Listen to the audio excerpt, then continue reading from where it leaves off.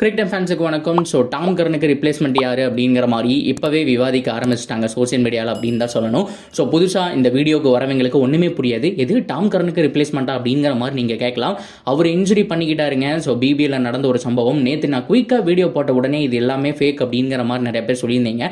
அதுக்கப்புறம் தான் நிறைய பேர் வந்துட்டு கூகுள் சர்ச் பண்ணி ஸோ யூடியூப் ட்விட்டர் அப்படின்னு சொல்லிட்டு நிறைய பக்கம் பார்த்ததுக்கப்புறம் தான் ஆமாம் ப்ரோ டாம் கரன் உண்மையாலுமே இன்ஜுரி ஆயிட்டார் அப்படிங்கிற மாதிரி சொல்லியிருந்தீங்க. எஸ், அவரை பொறுத்த வரைக்கும் இந்த வருஷமே ஸ்டார்டிங் சரியில்லை, போன வருஷத்தோட எண்டிங்கும் சரியில்லைன்னு சொல்லணும். எதனாலன்னு கேட்குறீங்களா? ஆர்சிபிக்கு பிக் ஆனதுக்கு அப்புறம் ஒரு அடி மேலே அடிதான் விழுந்துட்டு இருக்கு. ஸோ கிரவுண்டில் ஓடக்கூடாது, அதாவது அந்த விக்கெட் மேலே ஓடக்கூடாதுங்கிற மாதிரி அம்பையர் சொல்லியிருப்பார். இவர் வந்துட்டு அதெல்லாம் முடியாது, அதில் தான் ஓடுவேன்னு சொல்லி ஓட போய் 3 மேட்ச் வந்துட்டு சஸ்பெண்ட் ஆகி வெளியில் போயிருப்பாரு. அது முடிஞ்சு வந்தால் இப்போ நீ இன்ஜுரி, பயங்கரமான இன்ஜுரின்னு சொல்லணும். ஸோ ஒரு கியூர் ஆகிறதுக்கு சம் டேஸ் ஆகுங்க, கிட்டத்தட்ட ஆல்மோஸ்ட் 60 டேஸுக்கு மேலே ஆகுமாமா. ஸோ அப்படியே அவர் கியூர் ஆகிட்டாலும் ரெஸ்ட் பீரியட் அப்படின்னு சொல்லிட்டு கொடுப்பாங்க. ஸோ கப்பல் ஆஃப் வீக்ஸ், அதாவது 2 வாரம் வரைக்கும் இருக்கலாம். அது முடிஞ்சு பர்ஃபெக்டாக ரன் பண்ணுறாரா ஓடுறாரா இப்படிங்கிறத பொறுத்து தான் டீமுக்குள்ளே வர முடியும்.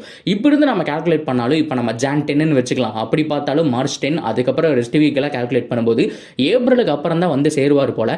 ஐபிஎல் வேற மார்ச்சோட எண்ட்லேயே தொடங்குறதா சொல்கிறாங்க. ஸோ ஆர்சிபி டீமுக்கு மிகப்பெரிய ஒரு அடின்னு சொல்லணும். என்னதான் இருந்தாலும் நிறைய பேர் சொல்லலாம் ப்ரோ அவர் இருந்தாலும் ஒன்று தான் இல்லைனாலும் ஒன்று தான், ஸ்குவாடில் தான் இடம் கிடைக்க போகிறது இல்லையே அப்படின்னு சொன்னால் கூட ஆர்சிபியை பொறுத்த வரைக்கும் 3 ஃபாரினர் தான் இப்போதைக்கு ஃபிக்ஸ்டாக இருப்பாங்க. அந்த 4வது ஃபாரினர் வந்துட்டு தேவைக்கு தகுந்த மாதிரி இம்பாக்ட் பிளேயராக எடுத்து தான் யூஸ் பண்ண போகிறாங்கங்கிற மாதிரி அவங்க தரப்புலேருந்து சொல்லியிருக்காங்க.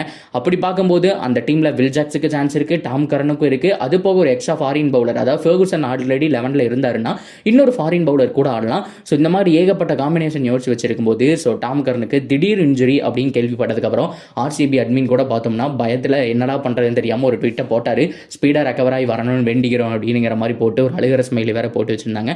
ஸோ பொறுத்திருந்து பார்ப்போம் வராரா என்னன்னு சொல்லிட்டு. இதுக்கு நடுவில் ஒரு வரலேனாலும் ரிப்ளேஸ்மெண்ட் அப்படிங்கிறது எடுத்தாகணும். ஸோ 90% வரக்கான சான்ஸ் கம்மி. ஒரு கிட்டத்தட்ட ஆரம்பத்தில் 3 மேட்ச் மிஸ் பண்ண போறான்னு சொல்றாங்க. அப்படி இருந்தால் அவருக்கு ரிப்ளேஸ்மெண்ட்டா யார் அன்சோல்ட் பிளேயர் லிஸ்ட்ல இருக்காங்க, யார் உள்ள வந்தால் நல்லா இருக்கும் அப்படிங்கிறதுக்காக தான் இந்த ஒரு வீடியோ. ஸோ நிறைய பேர் கேட்டிருந்தீங்க, அதுக்காக நம்ம பார்க்கலாம். ஓகேவா? ஃபர்ஸ்ட் ஆஃப் ஆல் ஆர்சிபி எடுப்பாங்க அப்படின்னு ரொம்ப எதிர்பார்க்கப்பட்ட ஜேசன் ஹோல்டர் இந்த லிஸ்ட்டில் ஃபர்ஸ்ட் இருக்காருங்க. சப்போஸ் அவர் இல்லைன்னா அவருக்கு பயங்கரமான ரிப்ளேஸ்மெண்ட், அதாவது அவர் கேமரூன் கிரீனுக்கும் ரிப்ளேஸ்மெண்ட்டாக ஒருத்தர் வேணும்னா ஜேசன் ஹோல்டரை கொண்டு வரலாம். ரீசெண்ட் டைமில் அவருடைய கேப்டன்சினெல்லாம் இம்ப்ரூவ் பண்ணியிருக்காரு. வெஸ்ட் இண்டீஸ் டீம் வந்துட்டு லைனாக வின் பண்ணிட்டு வந்துட்டு இருக்கு. ஸோ ஏகப்பட்ட ஓப்பனிங் பேட்ஸ்மேன்ஸ் பேர் எல்லாமே மாற்றி வச்சிருக்காங்க. ஸோ ஹோப்ஃபுல்லி இந்த T20 வேர்ல்ட் கப்லேயும் நல்லா பண்ணுவாங்கன்னு எதிர்பார்க்கலாம்.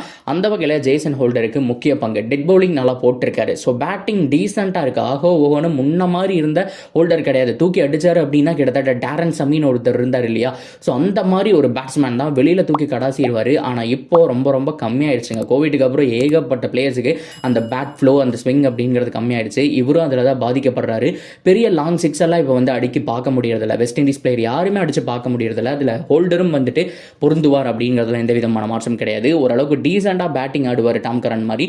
பவுலிங் டாம் கரனை விட 10 மடங்கு நல்லா பண்ணியிருக்காருங்க. அந்த ஸ்லோவர் பால் வச்சிருக்காரு. வெஸ்ட் இண்டீஸ் அப்படின்னாலே அந்த ஸ்லோவர் பால் வேரியேஷன்ஸ் தானே. ஸோ அதுவும் இருக்கு. நச்சுன்னு போடக்கூடிய அந்த ஃபாஸ்ட் பவுலிங் யாக்கர் எல்லாமே பர்ஃபெக்டாக வச்சிருக்காரு. ஒரு நல்ல டெட் பவுலராகவும் இருப்பார், ஓரளவுக்கு குட் ஆல்ரவுண்டராகவும் இருப்பார். கடைசியில் ஒரு 20 ரன் வேணா அடிச்சு கொடுக்கக்கூடிய கெப்பாசிட்டி இருக்கு. ஸோ ஜேசன் ஹோல்டர் நல்ல ஒரு பிக்காக இருப்பாருங்கிறதுல எந்த விதமான மாற்றமும் கிடையாது. சரி, ஓகே. இதுக்கப்புறம் இன்னொருத்தர் வேணும், ஒரு எக்ஸ்பீரியன்ஸ் போகலாம், நியூசிலாந்து பிளேயர் பக்கம் போகலாம் அப்படின்னா நியூசிலாண்டில் 2 பேர் இருக்காங்க, 2 குட் ஆல்ரவுண்டர்ஸ் இருக்காங்கன்னு சொல்லணும். ஒன்று வந்து டிம் சவுதி. அவரை பொறுத்த வரைக்கும் இப்போ ரீசெண்ட் டைமில் கடைசி ஒரு 4 மேட்ச் பக்கம் வேர்ல்ட் கப்பில் சான்ஸ் கொடுத்தாங்க. செம்மையான அந்த ஸ்விங் சீம் இன்னும் அப்படியே இருக்குது. ஒரு யங் சவுதி எப்படி இருந்தாரோ அதே மாதிரி தான், சிஎஸ்கேக்கு டெபியூட் பண்ணும்போது எப்படி இருந்தாரோ அதே மாதிரி தான். ஆனால் பேட்டிங் அப்படிங்கிறது தான் இப்போ மிகப்பெரிய பிரச்சனை. அந்த அளவுக்கு பேட்டிங் முன்ன மாதிரி ஆடுறது இல்லைங்க. 6 எல்லாம் அடிக்கிறாப்ல, பட் இருந்தாலும் முன்ன மாதிரி அந்த பேட்டிங் கிடையாது. ஒரு ஆல்ரவுண்டர் சவுதியாக நம்ம பார்க்க முடியாது, அதுதான் மிகப்பெரிய பிரச்சனை. ஆனால் பவுலிங் டாம் கரனை விட நல்லாவே இருக்குன்னு சொல்லலாம். அந்த seam position line and length எல்லாமே பர்ஃபெக்டாக இருக்குது. ஸோ ஓல்டு பிளேயர்ஸ் எல்லாம் வந்துட்டு ரிட்டன் விளையாடும்போது பார்க்குறதுக்கு அவ்வளோ சந்தோஷமாக இருக்குது. சின்ன வயசில் பார்த்து என்ஜாய் பண்ண சவுதியெல்லாம் ஸோ இப்போ விளையாடும்போது நல்லா தான் இருக்குது. ஸோ ஆர்சிபி ஆக்சுவலாக டார்கெட் பண்ணிட்டு தான் போயிட்டு இருந்தாங்க. அன்ஃபார்ச்சுனேட்லி அதுக்கு முன்னாடியே பிளேயர்ஸ் எல்லாம் எடுத்ததுனால பார்த்தோம் அப்படின்னா எடுக்க முடியல. ஸோ ஃபர்குசனை வேற அவங்க எடுத்துட்டாங்க இல்லையா. ஸோ டாம் கரனே முன்னாடியே தூக்கிட்டாங்க. சவுதி ஒரு குட் ஆப்ஷனாக இருப்பாருங்கிறது மாற்றம் கிடையாது. இவரை விட பெட்டராக இருக்கா, இவங்க 2 பேரை விட பெட்டராக ஒரு ஆப்ஷன் இருக்கான்னு சொன்னால் ஸோ ஃபைனல் ஆப்ஷன் வேறு யாருமே கிடையாது.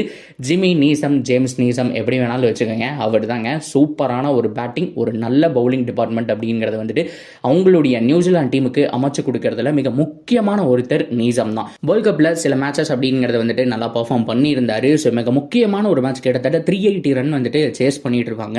அதில் 60 ரன் பக்கம் இவர் அடிச்சு கொடுப்பாருங்க. ஆல்மோஸ்ட் ஃபினிஷ் பண்ணிட்டாருன்னு நினைக்கும் போது ஃபைனலில் வந்துட்டு அவுட் ஆயிடுவார். நல்ல கேம் எடுத்துகிட்டு போயிருப்பாரு. ஸோ நீசம் உண்மையாலுமே extraordinary batting talent and bowling டீசெண்டாக இருக்குங்க. டாம் கர்னை கம்பேர் பண்ணும்போது அவருடைய அந்த பவுலிங்க்கு ஈக்குவலாக இருக்குது அப்படின்னு சொல்லலாம். ஸோ நல்ல பவுலிங், டீசெண்டான பேட்டிங் அப்படின்னு சொல்லிட்டு நல்ல ஒரு ரிப்ளேஸ்மெண்ட்டாக இருப்பார் நீசம். ஸோ ஆர்சிபிக்கு வந்தாருன்னா ஸ்ட்ரெயிட்டாகவே 11ல் ஆடக்கூடிய பொட்டன்ஷியல் கூட இருக்குது. ஸோ பெஞ்ச் எல்லாம் பண்ண மாட்டாங்க, 11லேயே ஆட வச்சிருவாங்க.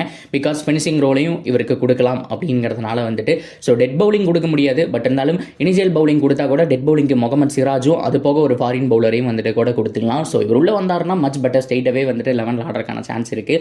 ஆனால் கேமரூன் கிரீனும் ஒருத்தர் இருக்காரு அப்படிங்கிறதுனால பார்த்தோம்னா அதெல்லாம் கொஞ்சம் யோசிச்சு முடிவெடுக்க வேண்டிய விஷயம். ஸோ எனிவே அவங்களுடைய தேவைக்கு தகுந்த மாதிரி வில் ஜாக்ஸா, கேமரூன் கிரீனா இல்லை எடுக்க போகிற பிளேயரான்னு சொல்லிட்டு ரொட்டேட் பண்ணிக்குவாங்கங்கிறதுலையும் மாற்றம் கிடையாது. அதே மாதிரி எக்ஸ்ட்ரா ஒரு போனஸாக இன்னொருத்தரையும் நான் சொல்லி ஆகணும். இதுக்கு முன்னாடி ஆர்சிபி டீமில் ஆடி இருக்காரு, சிஎஸ்கே டீம்லேயே ஆடி இருக்காரு. கெஸ் பண்ணியிருப்பீங்கன்னு நினைக்கிறேன். ஸோ கெயில் ஜேமிசன் நல்ல ஒரு டால் பவுலருங்க, தாராளமாக டெத் ஓவர் கூட கொடுக்கலாம். ஸோ பவுலிங் அவர் எப்போவுமே வந்துட்டு நல்லா போட்டிருக்காரு. என்ன அவருக்கும் இன்ஜுரி கன்சர்ன் வந்துட்டு நிறையா இருக்கிறதுனால சிஎஸ்கே மிஸ் பண்ணிட்டாரு, ஆர்சிபிலையும் சான்ஸ் மிஸ் பண்ணிட்டாரு. அதுக்கு காரணம் இன்ஜுரி ஆகி போனதான். ஒரு சீசன் உருப்படியாக ஆடி இருந்தார் அப்படின்னு சொன்னீங்கன்னா எங்கேயோ போயிருப்பாருங்க. அவருக்கு நல்ல ஒரு அந்த சீன் பொசிஷன் எல்லாமே நல்லா இருக்கு. முக்கியமாக ஹைட் பயங்கரமான ஒரு அட்வான்டேஜுங்க.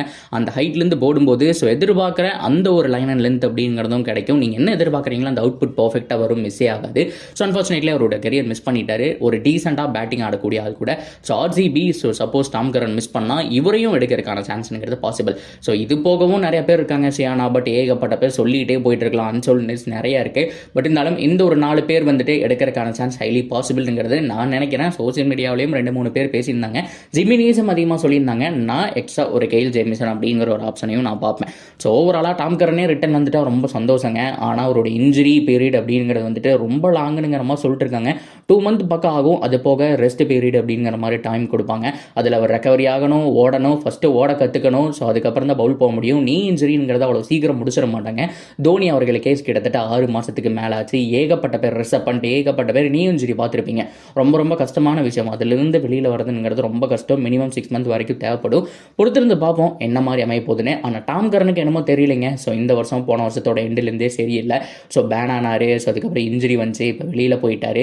ஸோ என்னாக போகிறாரு அப்படிங்கிறத நம்ம பொறுத்திருந்து பார்க்கலாம். ஸோ ஓவராலாக நீங்கள் என்ன நினைக்கிறீங்க? ஆர்சிபி டீமில் எக்ஸ்ட்ரா ஒருத்தர் வேணும் அப்படின்னு சொன்னால் அன்சோல்ட் லிஸ்ட்லேருந்து யாரை எடுத்து உள்ளே போடுவீங்க? ஸோ ஒரு நல்ல ஒரு பவுலராக இருந்தால் எப்படி இருக்கும் அப்படிங்கிறத வந்துட்டு கமெண்ட்டில் சொல்லுங்கள். ஸோ தொடர்ந்து அப்டேட்டுக்கு நம்ம சேனலோட இணைஞ்சிருங்க. மறக்காமல் சப்ஸ்கிரைப் பண்ணி சப்போர்ட் பண்ணுங்கள்.